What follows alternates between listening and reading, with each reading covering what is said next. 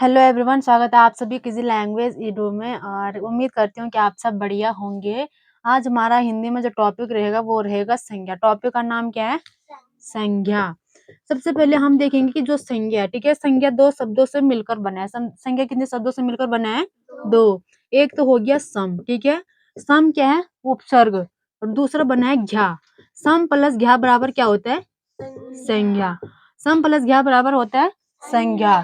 तो सबसे पहले हम देखेंगे कि जो संज्ञा की परिभाषा होती है, ठीक है, किसी वस्तु, स्थान, प्राणी, अवस्था तथा भाव के नाम को संज्ञा कहा जाता है, ठीक है। किसी वस्तु, स्थान, प्राणी, अवस्था तथा जो भाव होता है, ठीक है, उसे क्या कहा जाता है? संज्ञा कहा जाता है। वस्तु में जैसे हम देखेंगे पेन, ठीक है, पेन क्या है? एक वस्तु है।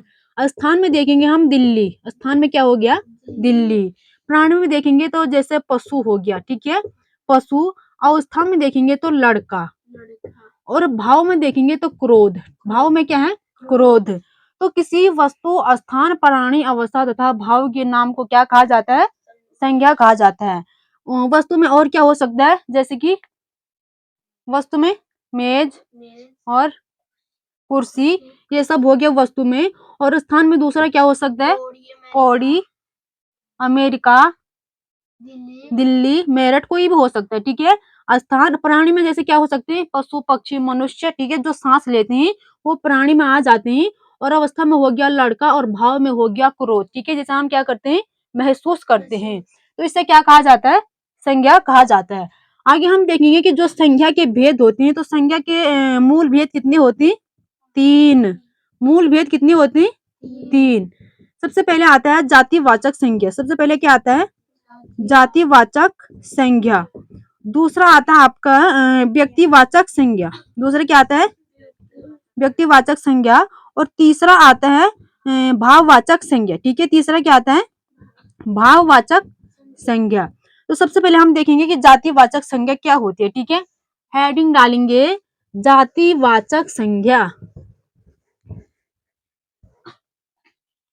हेडिंग डालेंगे जातिवाचक संज्ञा। जातिवाचक संज्ञा। तो जातिवाचक संज्ञा किसे कहा जाता है? वे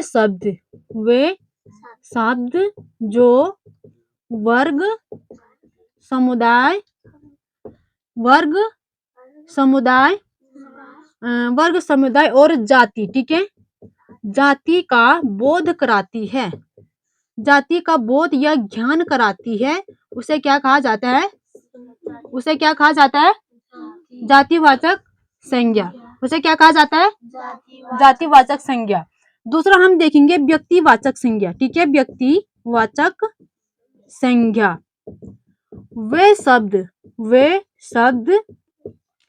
शब्द जो किसी वर्ग, समुदाय तथा जाति, ठीक है, वर्ग, समुदाय, जाति, जाति में से किसी एक का बोध हो, ठीक है, किसी एक का बोध हो, उसे क्या कहा जाता है? उसे कहा जाता है व्यक्तिवाचक संज्ञा। उसे व्यक्तिवाचक संज्ञा कहा जाता है।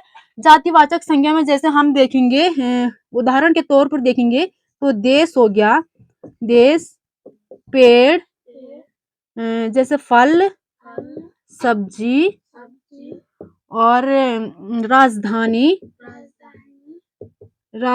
राज्य, और क्या आ सकते हैं इसमें?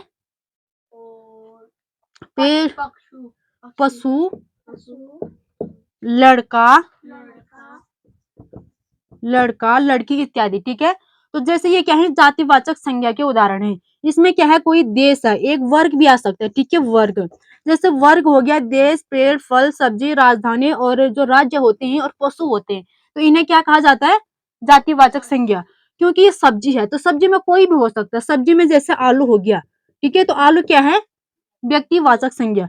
क्योंकि ये क्या है? एक समुदाय है, ठीक है। ये क्या है? सब्जी में क्या है? बहुत सारी सब्जियों का जो समुदाय होता है, तो उसमें से हम यदि एक की बात करें तो ये क्या हो जाएगा? व्यक्तिवाचक संज्ञा। हम देखेंगे फल, तो फल जैसे हो गया आम, तो आम क्या हो गया? आम क्या हो गया? व्यक्तिवाचक संज्ञा। और जो फल था, क्योंकि जो फल होते हैं, फल तो मतलब कई प्रकार के होते हैं, तो उनमें यदि हम केवल आम की बात करेंगे तो आम क्या हो जाएगा आपका व्यक्तिवाचक संज्ञा। आगे हम देखेंगे पेड़, तो पेड़ भी कई प्रकार के होते हैं। तो जो पेड़ होता है, पेड़ में जैसे हमने देख लिया बुरांस, तो बुरांस क्या हो गया, बुरांस क्या हो गया व्यक्तिवाचक संज्ञा। देश देखेंगे, देश कितने बहुत सारे देश हैं, तो उन देशों में यदि हम भारत की बात करेंगे, भारत की बात करेंगे तो भारत क्या हो जाएगा एक व्यक्ति, भारत क्या हो जाएगा व्यक्ति, और देश क्या हो जाएगा जाति। दूसरा देखेंगे हम वर्ग, जैसे हम बोलते हैं क वर्ग, ठीक है, तो क वर्ग में क ख ग घ ग तक आते हैं। यदि हम पूरे वर्ग की बात करें तो पूरा वर्ग किसमें आ जाएगा जातिवाचक संज्ञा में। और जो हमारा एक है, यदि हम क वर्ग में केवल ख की बात करें तो वो ख किसमें आ जाएगा व्यक्तिवाचक संज्ञा में। दूसरा हम देखेंगे राजधानी, तो राजधानी भारत में कितनी राजधानी है 13 28 राजधानी है। तो 28 में यदि हम केवल उत्तराखंड की बात करेंगे, ठीक है, उत्तराखंड की बात की देहरादून की बात करेंगे तो देहरादून क्या है एक देहरादून क्या हो जाएगा व्यक्तिवाचक संज्ञा, क्योंकि जो राजधानी है, राजधानी तो बहुत सारी होती है, तो वो राजधानी किसमें आ जाएगा जातिवाचक संज्ञा में। फिर आता है राज्य, ठीक, हमारे राज्य का नाम क्या है, हमारे राज्य का नाम क्या है उत्तराखंड। तो उत्तराखंड क्या है एक उत्तराखंड है व्यक्तिवाचक संज्ञा, और जो राज्य है वो है आपका जातिवाचक संज्ञा उत्तराखंड। दूसरा आता है पशु, पशु तो बहुत सारे होते हैं, उनमें से हम यदि गाय की बात करेंगे तो गाय क्या हो गया एक व्यक्तिवाचक संज्ञा, ठीक। तो जो गाय भी होती है, यदि हम गाय की बात करें तो गाय भी कई प्रकार की होती है, तो गाय आपका आ जाएगा जातिवाचक संज्ञा में। और जो गाय है, जैसे हमने नील गाय की बात की, तो जो नील गाय है वो आ जाएगा आपका व्यक्तिवाचक संज्ञा में, ठीक है, इतना समझ में आया। फिर हम आगे देखेंगे कि जैसे मतलब आम है, ठीक है, आम क्या है, आम एक आम एक रसीला, आम रसीला होता है, आम क्या होता है आम रसीला होता है, तो ये कौन सी संज्ञा हो जाएगी, रसीला कौन सी संज्ञा हो जाएगी व्यक्ति, कैसे रसीला हो जाएगा जातिवाचक संज्ञा, क्योंकि जो रसीला मतलब मीठा, तो जो फल होते हैं, फल तो बहुत सारे होते हैं जो मीठे होते हैं, ठीक है, तो इसमें जो आम जो रसीला हो जाएगा वो क्या है आपका जातिवाचक संज्ञा। जैसे हमने देखा कि जो शेर है, ठीक है, शेर क्या है शेर ताकतवर है, शेर क्या है ताकतवर है, तो ताकतवर क्या हो जाएगा यहाँ पे ताकतवर क्या हो जाएगा जाति, क्योंकि ताकतवर तो बहुत सारे जानवर हो सकते हैं, मनुष्य हो सकते हैं, कोई भी ताकतवर हो सकता है, तो वो क्या हो जाएगा आपका जातिवाचक संज्ञा। और यदि हम बोलेंगे कि जो शेर है ये जंगल का राजा है, तो शेर जंगल का राजा कौन है शेर, तो शेर क्या हो जाएगा आपका व्यक्तिवाचक संज्ञा, ठीक। आगे हम हेडिंग डालेंगे भाववाचक संज्ञा, हेडिंग क्या डालेंगे भाववाचक संज्ञा,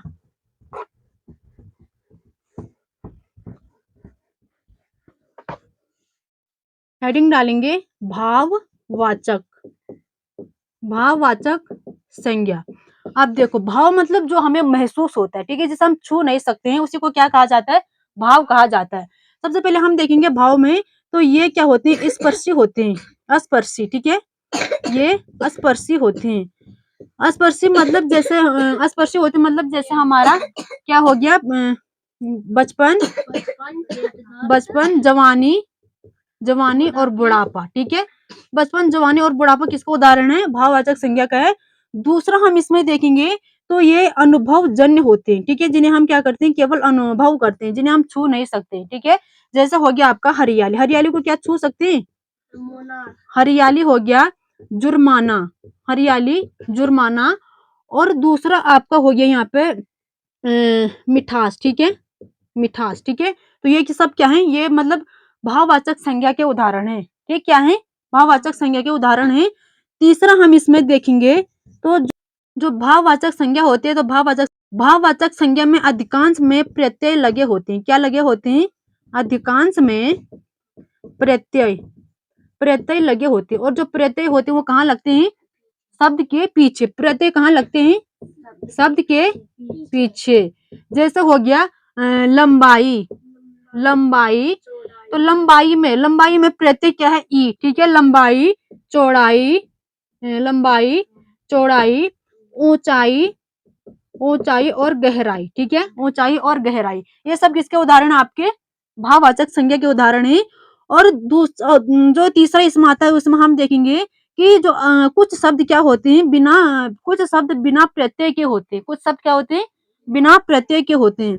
जैसे हो गया हमारा क्रोध, जैसे क्या हो गया क्रोध, जैसे हो गया क्रोध, प्रेम, उल्लास। ठीक है, क्रोध, प्रेम, उल्लास ये सब क्या है भाववाचक संज्ञा के उदाहरण हैं।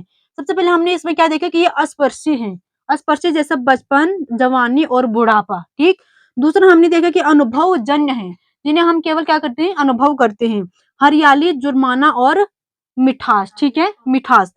तीसरा हम देखें जो भाववाचक संज्ञा होती है इनके पीछे प्रत्यय लगे होते हैं, प्रत्यय मतलब जो शब्द के पीछे लगते हैं, जैसे ई, जैसे ऊंचाई, लंबाई। ठीक है, तो इसमें क्या है ई प्रत्यय है, तो इसे क्या कहा जाता है भाववाचक संज्ञा कहा जाता है। और कुछ शब्द क्या होते हैं जिनमें मतलब कोई प्रत्यय नहीं होता है, जैसे क्रोध, प्रेम, उल्लास। ठीक है, क्रोध, प्रेम, उल्लास ये सब क्या है भाववाचक संज्ञा के उदाहरण है। आगे हम देखेंगे कि मूल तो कितने होते हैं, जो संज्ञा के भेद होते हैं मूल कितने होते हैं, 3 प्रकार के होते हैं। कौन कौन से? व्यक्तिवाचक संज्ञा, जातिवाचक संज्ञा और तीसरा भाववाचक संज्ञा। आगे हम देखेंगे एक आता है समूहवाचक संज्ञा। समूहवाचक संज्ञा, समूहवाचक संज्ञा किसे कहा जाता है? जैसे जैसे कक्षा और क्लास और भीड़ और सेना। देखो समूहवाचक संज्ञा, ठीक है, जो समूहवाचक संज्ञा होती है, समूहवाचक संज्ञा किसे कहा जाता है? एकत्रित होना। ठीक है, एकत्रित होना मतलब इकट्ठा होना, एकत्रित होना, एकत्रित होना। दूसरा आएगा अनेक पदार्थों का। ठीक है, अनेक, अनेक पदार्थों का, अनेक पदार्थों का एक समूह में होना, एक समूह में होना, अनेक पदार्थों का एक समूह में होना। अब देखो समूहवाचक मतलब एकत्रित होना। ठीक है, इकट्ठा होना, उसे क्या कहा जाता है? समूह कहा जाता है, ग्रुप कहा जाता है। जैसे कक्षा। ठीक है, तो कक्षा में क्या होते हैं बहुत सारे बच्चे होते हैं, वो क्या हो गया एक समूह हो गया। और यदि हम कक्षा में केवल एक व्यक्ति की बात करें, यदि हम कक्षा में केवल एक व्यक्ति की बात करेंगे तो वो क्या हो जाएगा? व्यक्तिवाचक संज्ञा। और सारे बच्चों की बात करेंगे तो एक समूह हो जाएगा, और उस समूह को क्या कहा जाता है? जातिवाचक संज्ञा। ठीक है, समझ में आया? इसके हम उदाहरण देखेंगे, समूहवाचक के उदाहरण देखेंगे। जैसे हो गया संघ, संघ, समिति, संगठन, संगठन, कक्षा, कक्षा, परिवार, सेना, सेना, भीड़ इत्यादि। ठीक है, तो ये सब क्या है? ये सब आपके समूहवाचक संज्ञा के अंतर्गत आ जाते हैं, जिनमें मतलब बहुत सारे लोग होते हैं, समिति होती है, संगठन होता है, कक्षा होता है, परिवार होता है, परिवार में बहुत सारे सदस्य होते हैं, उसे एक समूह कहा जाता है। ठीक है, उसे समूह कहा जाता है। और जो परिवार में केवल हम एक व्यक्ति की बात करेंगे तो वो आ जाएगा आपका व्यक्तिवाचक संज्ञा में, और जो पूरा परिवार होता है वो किस में आ जाएगा? जातिवाचक संज्ञा में। तो समूहवाचक संज्ञा को, समूहवाचक संज्ञा को जातिवाचक संज्ञा भी, जो समूहवाचक संज्ञा होता है, समूहवाचक संज्ञा में जातिवाचक शब्द देखने को मिलते हैं। ठीक है, समूहवाचक संज्ञा, समूहवाचक संज्ञा जातिवाचक संज्ञा के अंतर्गत आती है। ठीक है, जातिवाचक संज्ञा के अंतर्गत आती है। ठीक है, जो मतलब समूहवाचक होता है, जो समूहवाचक संज्ञा है वही जातिवाचक संज्ञा भी है। ठीक है, वही क्या है? जातिवाचक संज्ञा भी है, क्योंकि जिसमें जो समिति है, ठीक है, समिति भी कोई भी हो सकती है। ठीक है, समिति कोई भी हो सकती है, तो इस समिति को क्या कहा जाता है? जातिवाचक संज्ञा कहा जाता है। कक्षा होता है, जो कक्षा में जितने भी विद्यार्थी बैठे होते हैं, तो उन सारे वो जितने भी हैं, ठीक है, उन सारे का जो समूह है उसे क्या कहा जाता है? जातिवाचक संज्ञा कहा जाता है। ठीक, जातिवाचक संज्ञा समझ में आया? आगे हम देखेंगे, हेडिंग डालेंगे द्रव्यवाचक संज्ञा। हेडिंग क्या डालेंगे? द्रव्यवाचक संज्ञा, द्रव्यवाचक, द्रव्यवाचक संज्ञा। तो द्रव्यवाचक संज्ञा की परिभाषा क्या है? कोई भी पदार्थ, ठीक है, कोई भी तरल पदार्थ, कोई भी तरल पदार्थ जिसे जिसे क्या किया जाता है? जिसे तोला जाता है, जिसे तोला जाता है उसे क्या कहा जाता है? उसे क्या कहा जाता है? द्रव्यवाचक संज्ञा कहा जाता है। ठीक है, जैसे इसमें आ जाएगा आटा, चावल जो भी है, ठीक है, जिसे जिसका मतलब मोल भाव होता है, जिसे तोला जाता है, उसी को क्या कहा जाता है? द्रव्यवाचक संज्ञा कहा जाता है। ये धातु तथा अधातु भी होते हैं। ठीक है, ये क्या होती है? धातु तथा अधातु भी होती है, ठीक। धातु तथा अधातु भी होती है।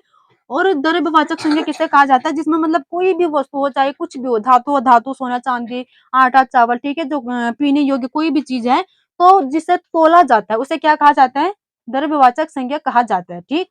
तो आज की क्लास हमारी यहीं पे एंड होती है। यदि आपको पसंद आए तो लाइक शेयर एंड सब्सक्राइब जरूर कीजिएगा। धन्यवाद।